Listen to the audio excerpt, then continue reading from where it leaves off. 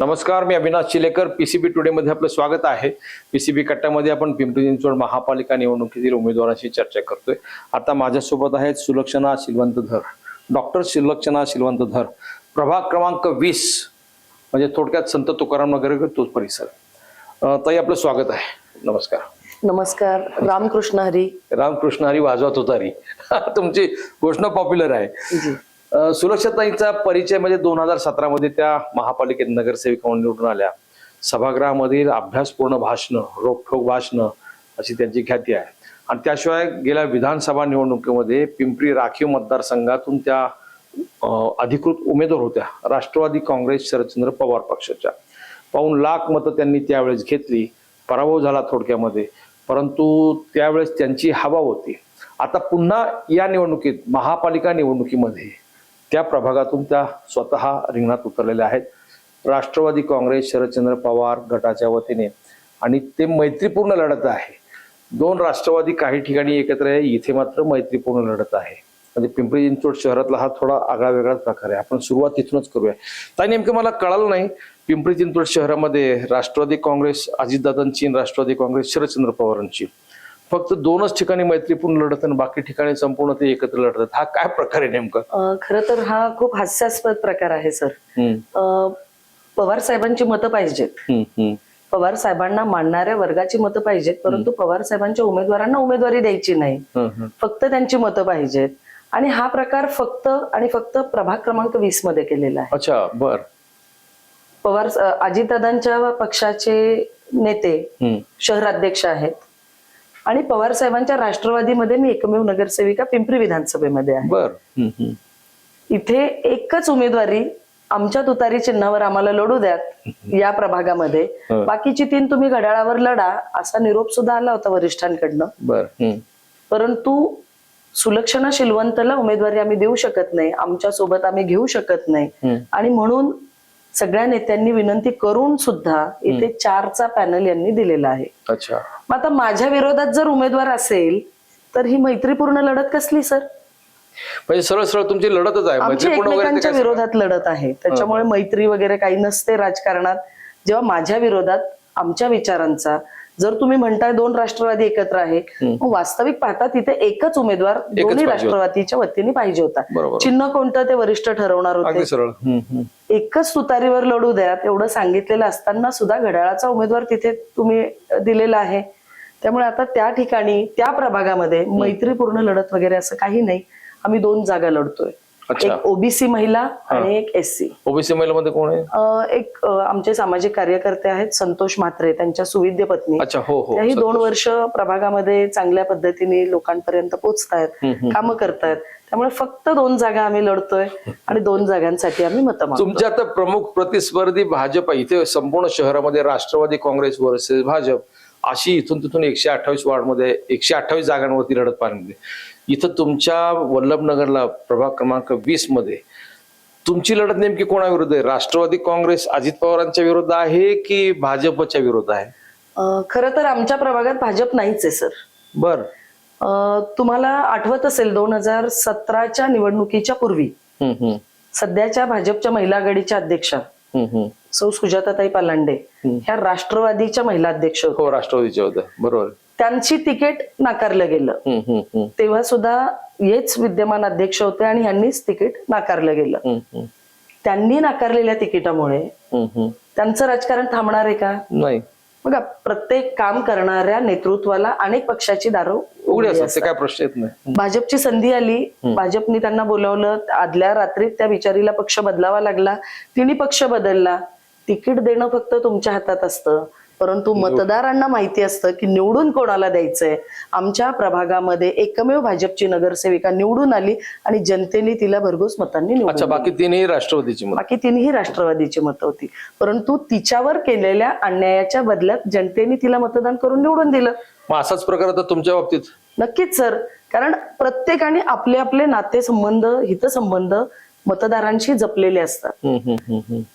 नेतृत्व जे ज्येष्ठ असतं, जे श्रेष्ठ असतं, त्यांनी ज्येष्ठत्वाने प्रत्येकाचा विचार करायचा पाहिजे. आमच्या प्रभागाचं दुर्दैव आहे, आमच्या प्रभागावर दरवेळेस उमेदवार लादले जातात. अच्छा, बर. मी म्हणेल मला लादले जातात, मला अर्थ नाही कळाला लादले जातात. सर यावेळेस 4 जणांना मतं मागायची आहेत. बरोबर. हा. मी सांगतो त्याच उमेदवारांना मतदान करा. बर. मी सांगतो ते 4 जणांना निवडून द्या, माझ्यासाठी निवडून द्या, अशा प्रकारे आमच्याकडे प्रचार केला जातो. असं कोण करतं पण? सध्याचे विद्यमान अध्यक्ष अजितदादांच्या पक्षाचे. अच्छा, म्हणजे योगेश बोलकर. योगेशजी बहल करतात. हा, हा, हा. आमचे ज्येष्ठ नेते आहेत. राजकारणात आम्ही त्यांच्याकडनं बरंच काही राजकारण शिकलो. 2017ला आम्ही एकत्रित होतो. आम्हाला तेव्हाही कळलं नाही की महिला अध्यक्षाची उमेदवारी कट करून तुम्ही दुसऱ्या उमेदवाराला तिथे लॉन्च करताय, जेव्हा की त्या महिला अध्यक्षांनी तुमचा पक्ष वाढवण्यासाठी, संघटना वाढवण्यासाठी तिचं योगदान आहेच की. पण तिची उमेदवारी कट करून तुम्ही नवखे चेहरे राजकारणामध्ये आणता आणि माझ्यासाठी यांना मतदान करा म्हणता. अच्छा. तर जनता इतकी भोळी नाहीये ना सर, इतकी वेडी नाहीये जनता. जनतेला कळतं कोणाला मतदान करायचंय, कोणाला निवडून द्यायचंय. ज्या महिला, सर आपल्याला माहितीये शहरात बोटावर मोजण्या इतक्या महिला राजकारणामध्ये स्वतःच्या सक्रिय आहेत. मर्जीने सक्रिय आहेत. बाकीच्या महिलांचे आरक्षणामुळे त्या राजकारणात आहेत, परंतु स्वतःच्या मर्जीत राहणाऱ्या अगदी बोटावर मोजण्या इतक्या 10-12 महिला असतील. त्याच्यामध्ये सुद्धा त्या होत्याच ना, म्हणजे त्या घराघरात पोहोचल्या, त्यांनी स्वतःला सिद्ध केलं. आणि मग असं असताना तुम्ही जेव्हा उमेदवारी नाकारता, तुम्ही जेव्हा उमेदवारी डावलता, तेव्हा जनतेला दिसत असतं अरे ही तर काम करतीये, ही आपल्यापर्यंत येतेय, सुखादुःखात येतेय, मग हिची उमेदवारी का बरं नाकारली, हिची उमेदवारी का बरं डावलली. आमच्या वॉर्डामध्ये प्रत्येक वेळेस महिलांवर अन्याय करण्याचा फंडा हा पहिल्यापासून आहे. म्हणजे सर मी राजकारणात 2017 पासून होते, परंतु आमच्या प्रभागामध्ये अनेक महिलांवर अन्याय झाले ज्या राजकारणात होत्या. दुसऱ्या वेळेस त्यांच्यावर अन्याय होतोच. पहिल्या वेळेस स्मिता कुलकर्णी असतील, मुक्ता पडवळ असतील, शैलजाताई धाडगे असतील, त्याच्यानंतर सुजाताताई पालांडे असतील, संगीता सुवर्ण असतील, सुलक्षणा धर असेल, अशा अनेक महिलांवर वारंवार अन्याय करण्याची प्रथा आता तुम्ही बंड आमच्या प्रभागामध्ये. नाही, बंड नाही म्हणतायत सर. माझी पक्षाची भूमिका, माझी वैचारिक भूमिका ही शरदचंद्र पवारांच्या पक्षाशी जोडलेली आहे. नेमकं तुमचं आणि त्यांचं हे कुठे झालं असं, दुराव कुठे निर्माण, म्हणजे मला कळालं नाही की तो वॉर्ड असा आहे की तिथे राष्ट्रवादी काँग्रेस एक पॅनल अख्खा निवडून येतोय. अशा परिस्थितीमध्ये सुलक्षणा शिलवंत, योगेश बहल हे पॅनल म्हणजे भक्कम पॅनल समजायचं, पण आता तुम्ही स्वतंत्र लढताय. नेमका दुरावा कुठे आला तुमचा, म्हणजे कशामुळे? सर विधानसभेपासून का तत्पूर्वी काय? विधानसभेपासून म्हणालात तरी चालेल, परंतु त्याच्या आधीची अशा काही गोष्टी आहेत की लोकप्रतिनिधी म्हणून जेव्हा लोकांनी आम्हाला निवडून दिलेलं असतं, तेव्हा जनतेच्या हिताचे जे काही प्रश्न सोडवण्यासाठी आम्ही आग्रही असतो. त्याच्यामध्ये जर त्यांच्या हिताचे काही गोष्टी चुकीच्या घडत असतील, त्या ठिकाणी आम्ही विरोध केला की आम्ही वाईट ठरतो. अच्छा अच्छा अच्छा अच्छा. बरं. 1-2 उदाहरणं सांगेल सर, अशी अनेक उदाहरणं आहेत, पण त्यापैकी प्रमुख 2 उदाहरणं मी सांगेल. त्यांच्या साडूचं टेंडर होतं. बरं. आणि त्या साडूच्या टेंडरमध्ये त्यांना आपल्या महानगरपालिकेचं वायसीएम रुग्णालय आहे, त्याच्यामध्ये NICU साठी लागणाऱ्या व्हेंटिलेटर्स त्यांना सप्लाय करायचे होते. त्या व्हेंटिलेटरची प्राइस मार्केटपेक्षा तिप्पट प्राइसने ते खरेदी केलेले होते. ते खरेदी केलेले असताना बरं तुम्ही ज्या कंपनीचं स्पेसिफिकेशन देता ते तरी सप्लाय करा. सप्लाय करताना सर MIDC मधल्या इकडून रिफर्बिश केलेले व्हेंटिलेटर्स आपल्या महानगरपालिकेमध्ये सप्लाय केले. ते सप्लाय केलेले असताना ते उतरले कुठल्या पत्त्यावर? आमच्या विद्यमान अध्यक्षांच्या, म्हणजे अजितदादांच्या पक्षाच्या विद्यमान अध्यक्षांच्या पत्त्यावर. बर. हे कुठून कळलं? हे एका प्रसिद्धी माध्यमातूनच आम्हाला कळलं. ज्या वेळेस हे व्हेंटिलेटर्स महापालिकेने रुग्णालयाला दिले, कोविडची साथ चालू होती, व्हेंटिलेटरचा शॉर्टेज होता आणि व्हेंटिलेटर्स आता लावायचे आहेत, वापरात घ्यायचे आहेत. जेव्हा त्यांच्यापर्यंत व्हेंटिलेटर्स ज्या टीम कडे पोहोचले, त्या डॉक्टरांनी पाहिलं की अरे वरचं स्टिकर निघाले. त्यांनी पाहिल्यानंतर आतमध्ये वेगळंच नाव दिसलं. बर. म्हणजे मोबाईल घ्यायला गेलोय सॅमसंगचा आणि आत नोकियाची. म्हणजे जे स्पेसिफिकेशन द्यायला पाहिजे त्या स्पेसिफिकेशनचे ते व्हेंटिलेटर्स नव्हते. अतिशय निकृष्ट दर्जाचे व्हेंटिलेटर्स होते, रिफर्बिश होते, यूज केलेले व्हेंटिलेटर्स होते. आणि ते व्हेंटिलेटर्स NICU सारख्या ठिकाणी जर तुम्ही 16-17 व्हेंटिलेटर्स त्या हॉस्पिटलमध्ये देणार असाल आणि तुम्ही जर गोरगरिबांच्या मुलांचा जीव जर धोक्यात तुमच्या 4 पैशासाठी जर घेणार असाल तर त्या गोष्टीसाठी तुमचं समर्थन करणार नाही आणि म्हणून मी विरोधात उतरले. तेव्हापासून तुमचा मी स्टँडिंग कमिटीमध्ये होते सर. मला माहितीये की उद्या जर माझ्या कुटुंबातल्या कुठल्या मुलांना तिथे ऍडमिट करायची वेळ आली असती तर मी कुठल्या याने, मला माहितीये ते चुकीचं आहे. ते चूक त्याला तर त्या चुकीच्या गोष्टीला मी विरोध केला आणि खरं तर तिथून सुरुवात झाली की त्या ठेकेदाराला, तत्कालीन आयुक्त हार्डीकर साहेब होते, हार्डीकर साहेबांनी ह्या सगळ्या गोष्टी बघितल्या आणि त्यांनी सरळ त्या ठेकेदाराला ब्लॅकलिस्ट केलं. आणि तेव्हापासून तो राग, ब्लॅकलिस्ट नाही केलं, ते वस्तू पण घेऊन जा म्हणले, आत्ताची आत्ता त्या वस्तू उचलून घेऊन जा. आणि तो राग, त्या साडूसाठी जे काही पैसे कमवायचे होते ते कमवता आले नाही म्हणून तो राग माझ्यावर काढण्यात आला. म्हणजे तुम्हाला जी जनता वर्षोनवर्ष निवडून देते, एकच प्रकरण का आणखीन काही? अनेक बरीच प्रकरण आहेत, अनेक बरीच प्रकरण आहेत. तुम्ही भाजपवर बोलता, तुम्हाला कुठला नैतिक अधिकार आहे बोलायचा? भाजप रिंग करतं. महापालिकेत अनेक वर्ष सत्यात आपणच उपभोगताय. तुमची बरीच पदं उपभोगून झाली आहेत. तुम्ही महापौर झालात, तुम्ही सत्तारूढ पक्ष नेता झालात, तुम्ही स्टँडिंग चेअरमन होतात, तुम्ही विरोधी पक्ष नेता पण झालात. सगळ्या गोष्टी राहिलंय काय तेच माहिती नाही.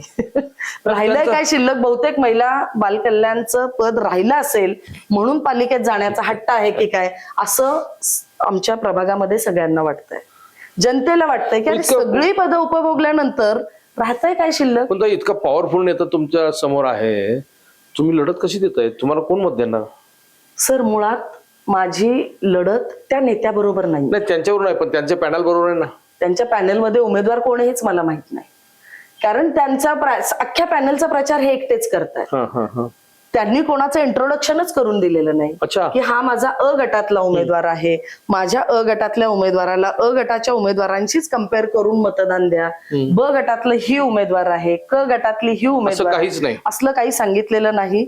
चारी घड्याळ दाबा, मी सांगतोय म्हणून दाबा. मला आता चारी जर तुम्ही चारी घड्याळ दाबली, आम्ही 4 जण निवडून आलो तर मला विधान परिषद मिळेल, अशा प्रकारची मतं मागण्याचा पुढचा त्यांचा दावा असा आहे की विधान परिषद मागायची, त्यासाठी सगळं आटापीट. सर, विधान परिषद मागण्यासाठी किमान 4 लोक शिफारस करण्यासाठी तरी निवडून आणावी लागतात की नाही? 4 लोक सुद्धा नाही तो सर. पाहिजे. तुम्ही तुमचं पॅनलच निवडून आणू शकत नाही तर तुम्हाला विधान परिषद द्यायला आता पूर्वीचा काळ राहिला नाही सर. म्हणजे राष्ट्रवादी काँग्रेस अजितदादांच्या राष्ट्रवादी काँग्रेस शरद पवारांचं हे सरळ चॅलेंज आहे, त्याच्यामुळे त्यांच्या पॅनलला धोका संभवतो. Of course yes. मी फक्त प्रभाग क्रमांक 20 साठी बोलतेय. इतर शहरामध्ये, इतर ठिकाणी ज्यांनी शरद पवार साहेबांच्या उमेदवारांना न्याय देण्याचं काम केलंय त्यांच्या विरोधात मी अजिबात काही बोलत नाही. परंतु प्रभाग क्रमांक 20 मध्ये जेव्हा पक्ष फुटला सर, मी एकमेव नगरसेविका होते जी मी पवार साहेबांसोबत थांबले. मला काही मिळेल या अपेक्षेने नव्हते थांबले. माझे वडील दिवंगत अशोक शिलवंत, आम्ही राजकारणात कोणामुळे आलो? आदरणीय शरद पवार साहेबांच्या आशीर्वादामुळे राजकारणात आलो. आणि मग मला काहीतरी मिळतंय, मला काहीतरी मिळावं म्हणून मी विचारांची प्रार्थना नाही केली. ज्यांच्यामुळे आपली राजकीय सुरुवात आहे, ज्यांच्यामुळे आपण एवढ्या उंचीवरती आलो, त्यांना विसरायचं नाही. ज्या जनतेने आपल्यावर विश्वास ठेवलाय, जी जनता आपल्याला म्हणजे ज्या जनतेने आम्हाला विचारांना बघून आम्हाला विश्वास ठेवून मतदान करत आलेली आहे, त्या जनतेला गृहीत धरून राजकारण करायचं नाही. आता यांच्या राजकारणाची पद्धत काय? लादतायत उमेदवार, गृहीत धरतायत जनतेला. मला कळालं, लादतात उमेदवार. कोण उमेदवार लादले? त्यांचे 4 उमेदवार आहेत सर. 4ही उमेदवार जनतेपर्यंत हेच पोहोचवतायत. बरं, वॉर्ड मधलेच उमेदवार आहेत ना? वॉर्ड मधलेच उमेदवार आहेत. मग लादले कसं म्हणतात? लादले सांगण्याचा अर्थ असा आहे की मी अ कॅटेगरीमध्ये आहे, बरोबर आहे. तुम्हाला वास्तविक पाहता जर शहरात तुम्हाला दोन्ही राष्ट्रवादी एकत्र लढायचंय, मी एकच जागा मागत होते, तुम्हाला द्यायची कोणती जागा होती? SC कॅटेगरीची, बरोबर. मग तुम्हाला ती देणं काहीच अवघड नव्हतं. तुम्ही ज्या उमेदवाराला आता संधी दिलेली आहे, ननावरे यांना संधी दिलेली आहे, त्या ननावरेंनी 2017ला तुमचाच फोटो पायदळीत उडवलाय. आणि तुमच्या प्रचारात असणाऱ्या तुमचे ज्येष्ठ जे सहकारी आहेत, तुम्ही कार्यकर्ते म्हणत असाल, आम्ही त्यांना कार्यकर्ते म्हणत नाही, आमचे वडीलधारी आहेत, त्यांचा आशीर्वाद घेऊन आम्ही पण राजकारण करत आलोय, त्यांना धक्काबुक्की करण्याचं काम त्याच उमेदवारांनी केलंय. बापरे, हे तुमचे वैयक्तिक वाटतं त्याच्यामध्ये आरोप प्रत्यारोप, पण तुम्ही त्यांच्यावरती हे बाकी आरोप करतात, तुम्ही त्यांचं सगळं पोस्टमॉर्टम करतात, ते पण उद्या तुमचं पोस्टमॉर्टम करते की कोविड काळामध्ये तुमच्या काळात तुमच्या नावावरती अमुक अमुक 3 कोटीचा ते काय तो विषय झाला होता, जी ते सुद्धा तो आरोप करतील की? सर, माझा मूळ व्यवसाय म्हणण्यापेक्षा माझी ओळख अशोक नागरी सहकारी बँकेची सीईओ बरोबर, ही ओळख आहे. सर, कोणतीही व्यावसायिक व्यक्ती आपला व्यवसाय कसा वाढेल याचा प्रयत्न करते. प्रश्न नाही. सर, मी महानगरपालिकेमध्ये नगरसेविका म्हणून निवडून गेल्यानंतर पैसे कमवण्यासाठी मी महानगरपालिकेत नाही गेलेली. नाही, तो काही माझा मूळ व्यवसाय बँकेचा आहे. माझ्या बँकेच्या ठेवींमध्ये जर वाढ होत असेल, माझ्या बँकेच्या व्यवसायामध्ये वाढ होत असेल तर मी प्रयत्न करणार. उद्या मी तुमच्याकडे येईल, सर पीसीबीचे अकाउंट माझ्या बँकेत द्या, मला माझ्या बँकेमध्ये अकाउंट तुमचे उघडा, हे माझे व्यावसायिक रिलेशन तुमच्याशी असू शकतात. बरोबर. त्याच पद्धतीने मी त्या संबंधित ठेकेदाराला सांगितलं की तुझं कुठल्या तरी बँकेत खातं आहेच आहे, ते माझ्या बँकेत अकाउंट उघड. फक्त अशोक सहकारी बँकेत अकाउंट उघडलं म्हणून सुलक्षणा शिलवंतने म्हणून ते ॲलिगेशन करतात, तर त्या गोष्टी जनतेला कळतात ना.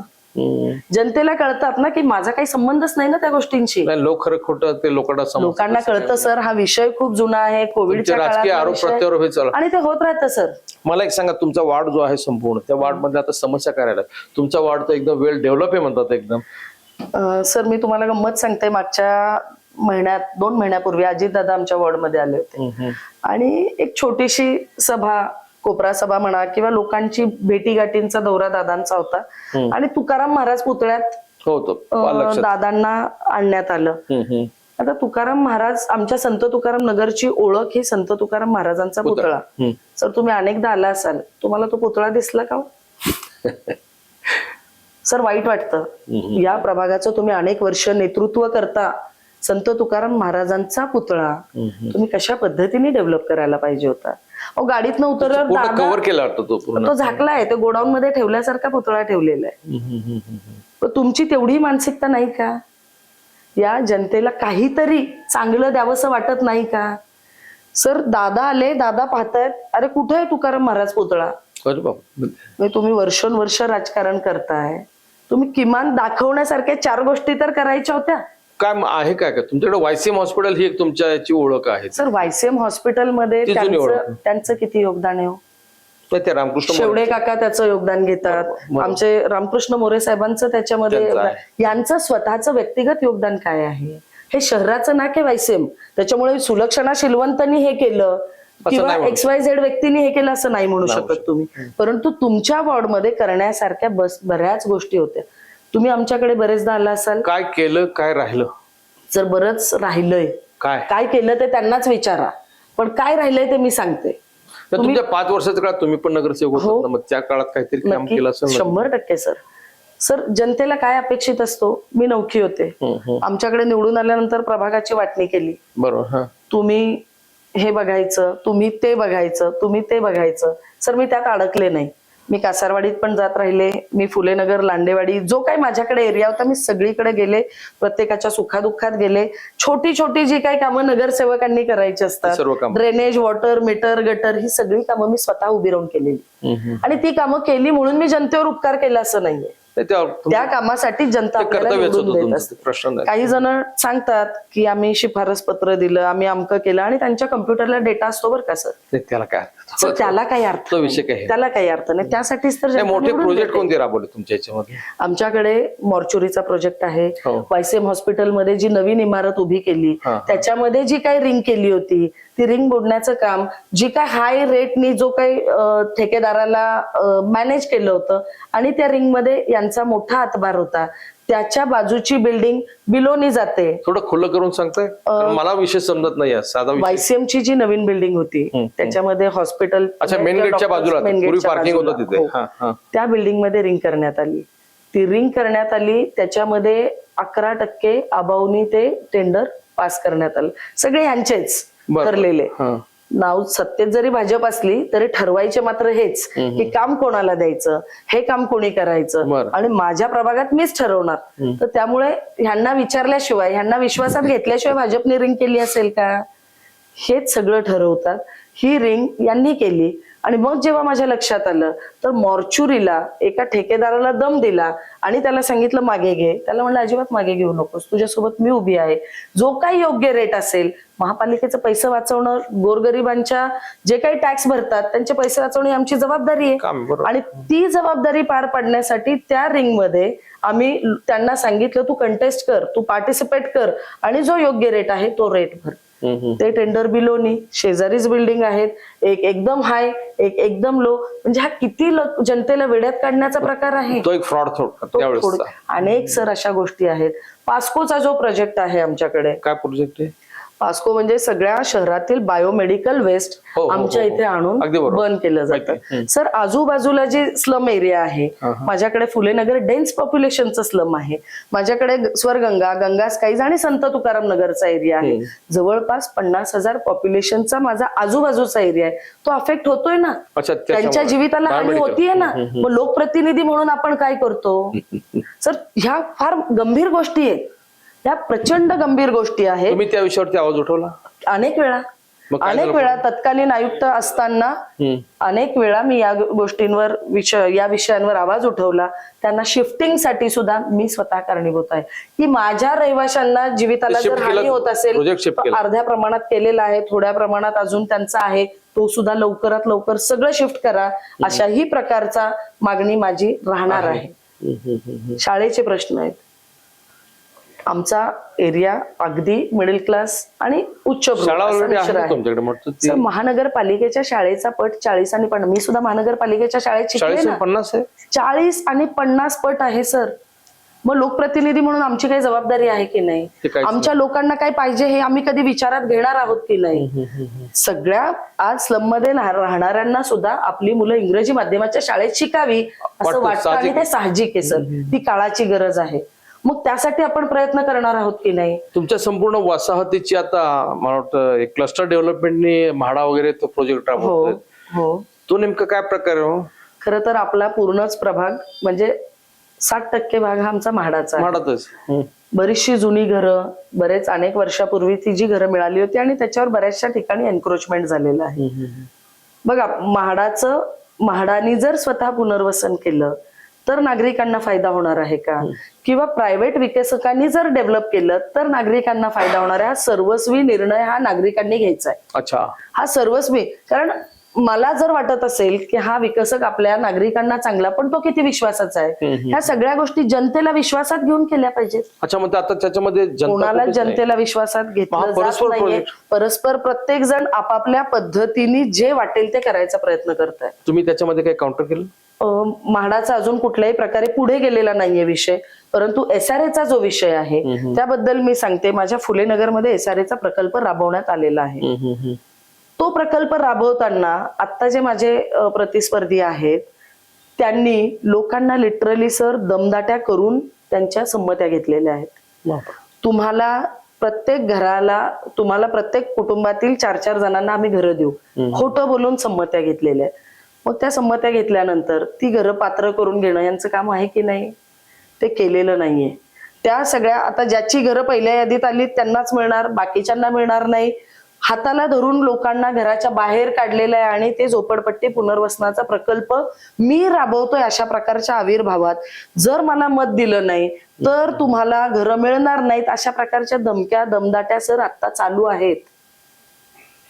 अशा प्रकारच्या दमदाट्या करून लोकांकडनं जर मतं घेणार असाल, लोकांना गृहीत धरून, लोकांना वेठीस धरून, लोकांना नाही त्या प्रकारचे दम देऊन जर तुम्ही मतं मिळवणार असाल, आता नेमकं चुकीचा प्रकार आहे. आता नेमकं तुम्ही मत मागताना कोणत्या मुद्द्यांवरती मत मागताय? सर, मी विकासाच्या मुद्द्यांवर मत मागतेय. मी माझा अजेंडा प्रत्येकाच्या घरापर्यंत दिलेला आहे. जनतेला काय हवं आहे हे मला माहितीये, कारण मी जनतेत असते. सर, मी हवेत राजकारण करत नाही. मी ज्या ठिकाणी वारंय त्या ठिकाणी मी राजकारण करत नाही. मला ज्या पद्धतीने वाटतंय की माझ्या जनतेला काय अपेक्षित आहे, माझ्या जनतेला चांगलं आरोग्य हवं आहे, माझ्या जनतेला माझ्या तेथील प्रभाग क्रमांक 20 मधील नागरिकांना उच्च आणि चांगल्या दर्जाच्या शाळा हव्या आहेत. आम्ही ज्या पद्धतीने कासारवाडीची शाळा इंग्रजी माध्यमातून CSRच्या माध्यमातून केलेली आहे त्याच धर्तीवर संत तुकाराम नगर मध्ये करण्याचा माझा मानस आहे आणि तो लवकरच आम्ही करण्याचा म्हणजे प्रयत्नशील आहोत. म्हणजे तुम्हाला सांगायला मला आनंद वाटेल, कासारवाडीची शाळा घेतल्यानंतर मी लगेच संत तुकाराम नगरची शाळा CSR मध्ये होण्याचा मी प्रस्ताव देखील केला. तेव्हा मी शिक्षण समितीमध्ये होते. परंतु कोविड आला आणि तुम्हाला माहितीये नंतर महापालिकेचं कामकाज सगळं थांबलं, आमची टर्म संपली. परंतु आता निवडून आल्यानंतर सगळ्यात पहिला विषय कोणता असेल? शाळेचा विषय असेल.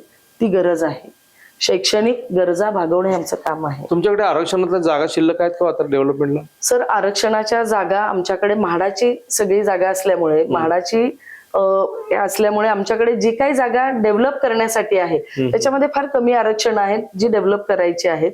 परंतु ती सुद्धा आम्ही क्रमाक्रमाने आम्ही डेव्हलप करत आहोत. फार छोट्या छोट्या जागा आमच्याकडे शिल्लक आहेत आरक्षित, तर त्याच्यासाठी सुद्धा आपण आग्रही आहोत. कारण जे काही काम आम्हाला 2019 नंतर करायचं होतं, पण 20लाच कोविड आल्यामुळे सगळी कामं थांबली. त्यामुळे आता आपण काय म्हणतात, प्रायोरिटी लिस्टवर आपल्याला जे जे काही महत्वाचं आहे ते करणार आहेत. आरोग्याच्या सुविधा चांगल्या राबवल्या पाहिजेत, त्यासाठी आम्ही आग्रही आहोत. सर, आमच्याकडे PG इन्स्टिट्यूट साठी यांचा प्रचंड विरोध होता, परंतु मी एकमेव नगरसेविका होते की मी त्याच्यासाठी फॉर होते. सर, PG इन्स्टिट्यूटच्या माध्यमातून तुमच्याकडे 24 तास रुग्णसेवा देणारे अनेक डॉक्टर तुम्हाला 24/7 मिळणार होते, मग तरी सुद्धा तुमचा विरोध का होता? कारण काय होतं? त्याचं कारण असं की आम्हाला आमच्या पद्धतीने, आमच्या सोयीनीच आम्हाला इथे हॉस्पिटल मी चालवतो अशा पद्धतीने चालू होतं. सो त्याच्यामुळे जनतेला काय हवंय, आपल्या YCM मध्ये घाबरत होती. जनतेला काय हवंय ते मिळालं नाही, त्यांना काय हवंय ते मिळालं. मला कासारवाडीच्या बाबतीमध्ये लक्षात, कासारवाडी तो परिसर संपूर्ण गजबजलेला परिसर आहे, तिथे काही डेव्हलपमेंटचे विषय काय आहेत? सर, कासारवाडीत सुद्धा आम्ही चांगल्या पद्धतीचे आरक्षण जी काही होती ती डेव्हलप केली. आम्ही जी नवीन शाळा, ती इमारत आम्ही नव्याने डेव्हलप केलेली आहे. तिथं CSRच्या माध्यमातून आपण इंग्रजी माध्यमाची शाळा सुरू केलेली आहे. बॅडमिंटन कोर्ट, स्पोर्ट्सच्या माध्यमातून सुद्धा आपण चांगल्या डेव्हलपमेंट कासारवाडीमध्ये सुद्धा केलेले आहेत. आणि वेळच कमी मिळाला ना सर, काम करायला वेळ कमी मिळाल्यामुळे आता काम करण्यासाठी स्कोप पण आहे आणि फ्रीडम आहे सर. आता फ्रीडम आहे सर, आणि फ्रीडम असल्यानंतर आपल्याला जनतेला जे अपेक्षित आहे ते काम करताय. पूर्वी तुमचे हात बांधले होते? एकत्रित असल्यावर सर आपण सगळ्यांच्या विचाराने काम करतो. मी राजकारणात नवीन होते, आमचे सगळे ज्येष्ठ नेते ठरवतील ते आम्ही काम करतो, आणि प्रथा आहे राजकारणाची, त्यामुळे जे काही ठरेल त्या पद्धतीने आम्ही कामं करत होतो. नंतर आमचं हट्ट असा आहे, आमचा आग्रह असा आहे की जनतेला काय हवंय ते द्या, जनतेला काय पाहिजे ते द्या. आपल्याला काय वाटतंय ते देण्यापेक्षा जनतेला काय हवंय ते जनतेत जाऊन विचारा. सर, आमच्याकडे हॉकर झोनचा खूप मोठा प्रश्न आहे. हो, तो अजून पेंडिंगच आहे का ते? सर, इतका भयंकर प्रश्न आहे की ते सुनियोजित पद्धतीने करता येतं ना. सर्व फुटपाथ तिथून सगळे टपऱ्या हातगाडी त्यांनी एकदम जाम झाले. मला कळत नाही, शहरामध्ये कुठेही नसेल एवढ्या टपऱ्या आणि हे संपूर्ण फुटपाथ वरती, तो भयंकर प्रश्न. सर, आमच्या इथं म्हणजे ती शोकांतिका आहे की सगळे वॉर्ड स्मार्ट झाले, आमचे सगळे वॉर्ड आजूबाजूचे स्मार्ट झाले. बकाल दिवसेंदिवस बकाल होत चाललं. सर, एका व्यक्तीला 5-5 टपऱ्या, होय, आणि ते पण त्यांचेच कार्यकर्ते. तुम्ही सांगा, टपरी आपण कोणाला देतो? जो गरगरीब आहे, ज्याच्या कुटुंबात उदरनिर्वाहाचं साधन नाहीये, अशांना आपण या टपऱ्या देतो. परंतु यांचे गडगंज झालेले कार्यकर्ते, एका कार्यकर्त्याला 5-5 टपऱ्या आणि त्यांची एन्क्रोचमेंट. बरं, त्या टपऱ्यांवर ते स्वतः कामधंदा शहरात सर्व ठिकाणी कारवाई होती, तुमच्याकडे कारवाई होत नाही? आमच्याकडे कारवाई होत नाही सर, आमचं टपरी नगर म्हणून ओळखलं जातं. मला घाबरत नाही कोणी? सर, घाबरायचा विषय नाहीये. आम्ही प्रत्येक वेळेस कारवाई करण्यासाठी, चुकीच्या गोष्टीला विरोध करण्यासाठी मी उभी असते. सर, आम्ही सुनियोजित पद्धतीने हॉकर झोन सुरू करा याच्यासाठी सुद्धा मी तत्कालीन आयुक्त हर्डीकर साहेब असताना प्रस्ताव दिलेला आहे की सर, हे जे एन्क्रोचमेंट आहे प्रॉपर त्या पद्धतीने जर आपण हे केलं, हॉकर झोनची आपण, आणि जागा आहे ना आमच्याकडे, जागा आहे पण मानसिकता नाहीये. हा मानसिकतेचा विषय आहे की आपण काय केलं पाहिजे. बकालच राहिलेला आहे, आणि परत आम्ही जनतेमध्ये जातो आणि मला पुन्हा एकदा संधी द्या, बरं मला पण द्या आणि ह्यांना पण द्या, मी सांगतो म्हणून द्या, हे चुकीचं आहे. हे चुकीचं आहे.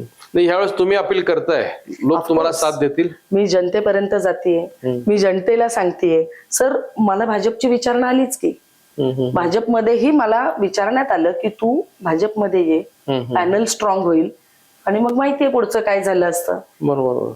सर मी सुरुवातीला विचारधारा तुमची नाही, माझी विचारधारा आदरणीय शरदचंद्र पवार साहेबांना मी मानते. मी शिव फुले शाहू आंबेडकरांच्या विचारधारेला मानणारी कार्यकर्ती आहे.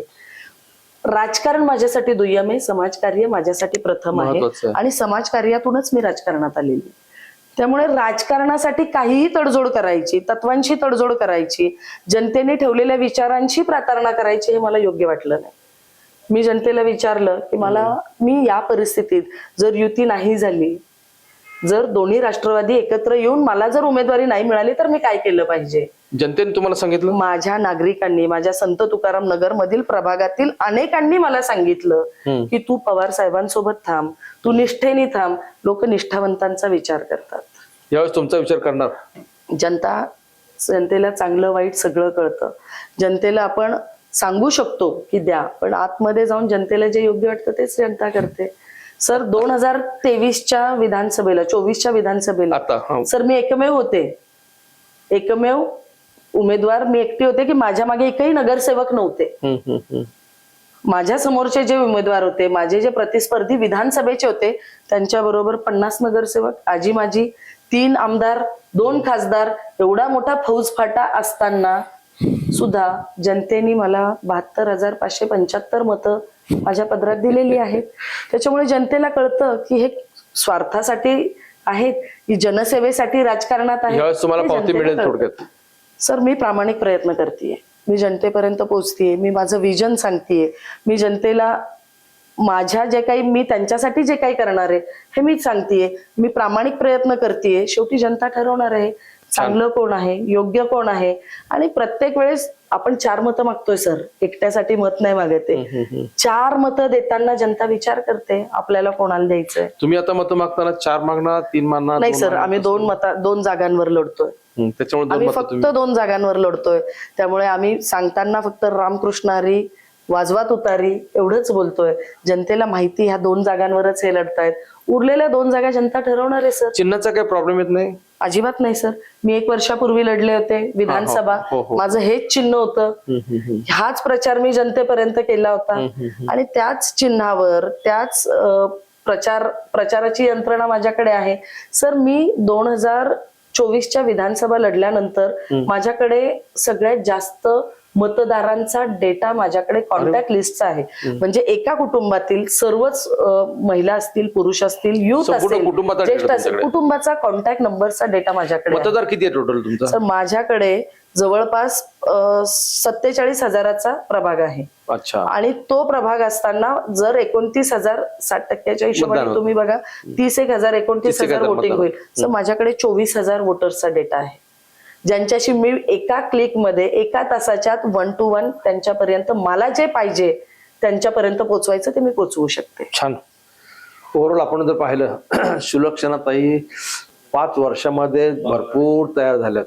म्हणजे प्रशासकीय राजवटीमध्ये 4 वर्षाचा काळ गेला, त्यावेळेस सुद्धा ते स्वतः ऍक्टिव्ह होत्या. विधानसभा निवडणूक त्यांनी लढवली, त्यावेळेस सुद्धा आपण सुलक्षणा शिरवंधर पिंपरी चिंचवडमध्ये किती गाजल्या, काय त्यांनी किती मतं मिळवली हे आपण पाहिलेलं आहे. आता पुन्हा महापालिकेच्या रिंगणामध्ये ते उतरलेले आहेत. ताई तुम्हाला आमच्या खूप खूप शुभेच्छा आहेत. पुन्हा महापालिकेमध्ये या, तुम्हाला भरपूर संधी आहेत. Yes sir.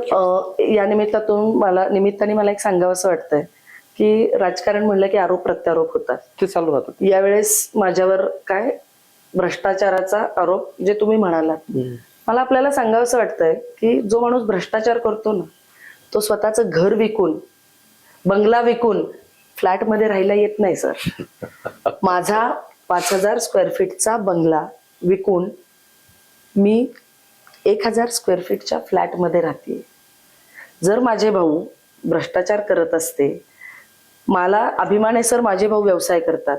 आम्ही कधीच कोणाला फसवलं नाही, आम्ही कधीच कोणावर टाकाटाकी करून, कुठल्याही ठेकेदारांना दमदाटी करून. अशोकरावांचे संस्कार आणि त्या संस्कारांमुळे आम्ही राजकारणात आहेत आणि जनता आम्हाला भरभरून आशीर्वाद देते. सर यांचं राजकारण, मला घर विकून मी राजकारण, म्हणजे मी फ्लॅटमध्ये येऊन मी राजकारण करतेय, परंतु यांचा असा व्यवसाय काय हो सर? माझे जे प्रतिस्पर्धी आहेत त्यांचा दाखवण्यासारखा व्यवसाय काय आहे. त्यांनी contract SRA प्रोजेक्टमध्ये SRA प्रोजेक्ट जेव्हापासून सुरू झाला तेव्हापासून यांचे 4 फ्लॅट झाले. तेव्हापासून यांनी 2 फार्म हाऊस केलेले आहेत, 4 नवीन मोठ्या महागड्या गाड्या घेतलेल्या आहेत. मग हे सगळं येतं कुठून हो सर 2 वर्षात?